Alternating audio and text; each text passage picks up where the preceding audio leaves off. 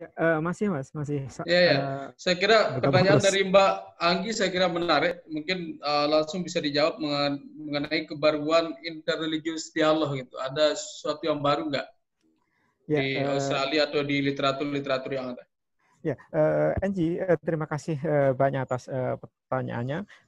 Ini khas pertanyaan orang kampus, orang sekolahan atau orang yang mau sekolah. Gini, COVID ini kan baru beberapa bulan. Tentu COVID-19 sebagai pandemi itu baru, meskipun ini adalah rumpun dari jenis influenza, beberapa influenza yang lain. Memang belum ada kalau di level buku ya, kecuali yang cepat mengeluarkan itu, misalnya kemarin mungkin teman-teman sudah tahu tulisannya Slavoj Zizek tentang pandemic COVID-19 Shake the World, itu satu buku khusus yang cepat sekali keluar setelah pandemi ini menjadi menyebar. Tetapi kalau kita lihat di artikel-artikel jurnal, bahkan yang sudah terbit sekarang, misalnya jurnal yang diterbitin Routledge, itu ada artikel tentang religion and the COVID-19 pandemic. Terus ada satu artikel jurnal Faith and Global Health Practice in Ebola and HIV Emergencies, ini yang lama. Ada Spanish influenza pandemic 1919, ada spiritual lesson from the coronavirus pandemic, satu artikel jurnal tentang itu. Jadi sudah mulai kalau dilihat di artikel-artikel jurnal. Mungkin pertanyaan Angie ini bisa dikaitkan dengan beberapa pertanyaan yang lain yang tadi maupun yang barusan. Gini, mengapa kadang-kadang kita gagap tadi? Karena pembicaraan kita tentang agama dan penyakit itu nggak pernah menjadi bagian dari cara berpikir kita di dalam sekolah kita. Nggak ada, saya tidak ingin menyarankan harus ada mata kuliah baru tentang religion and pandemi, bukan dalam artian itu, tapi diskusi religion and science misalnya itu nggak kuat di kampus-kampus kita. Sejak tahun 2000, sejak tahun berapa? Tahun 2014 atau 15 itu saya mengajar satu mata kuliah di Pascasarjana di UGM, itu religion and natural disaster. Selama 2-3 tahun saya mengajar menawarkan satu mata kuliah religion and natural and disaster.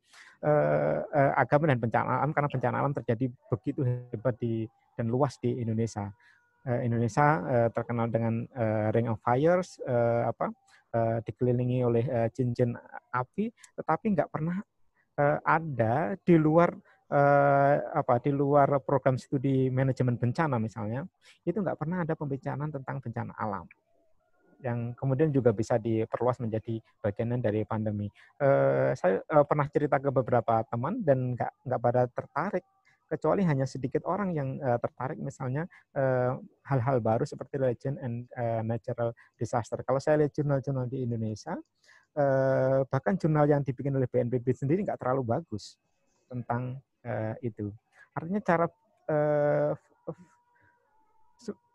kita ini kan sebagian besar mungkin yang di forum ini selain dari lembaga keagamaan, kita dari perguruan tinggi, tetapi saya nggak yakin setelah pandemi ini berakhir, kemudian pandemi menjadi satu diskursus yang penting di dalam pendidikan kita.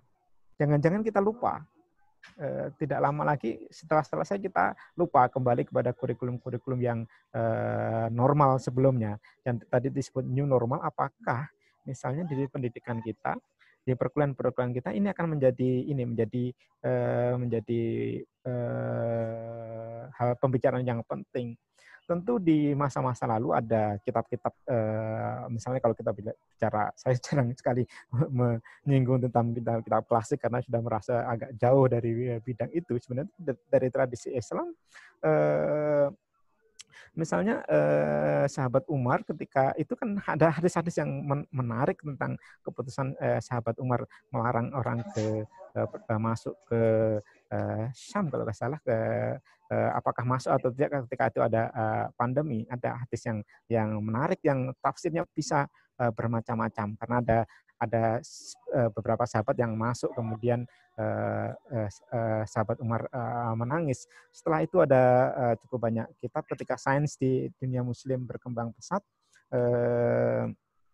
Ada banyak karya-karya tentang itu, dan sekarang kita kan nggak ada. Tentu ru'yah penting, tetapi harus lebih dari itu, saya kira. Perguruan tinggi Islam harus bicara ini. Misalnya di handbook yang saya tulis tadi, dia memisahkan antara epidemi yang berasal dari parasit, lalu ada yang dari virus dan bakteria. Saya orang ilmu sosial misalnya, mau nggak mau ketika belajar pandemi harus sedikit belajar misalnya tentang aspek kedokteran. Kita interdisipliner menjadi jargon di mana-mana. Interkoneksi,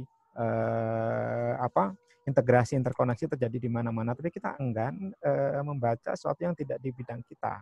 Yaitu menurut saya dalam satu yang luas, yang global di dunia pendidikan, kita ada sesuatu yang perlu kita revisi. Ya sebenarnya kita ada perkembangan cukup banyak di Indonesia.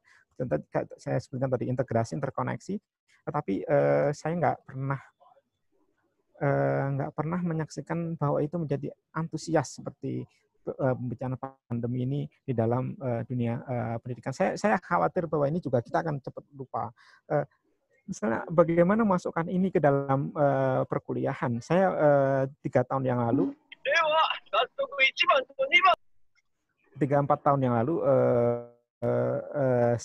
mengajar di Pascasarjana UIN Jogja.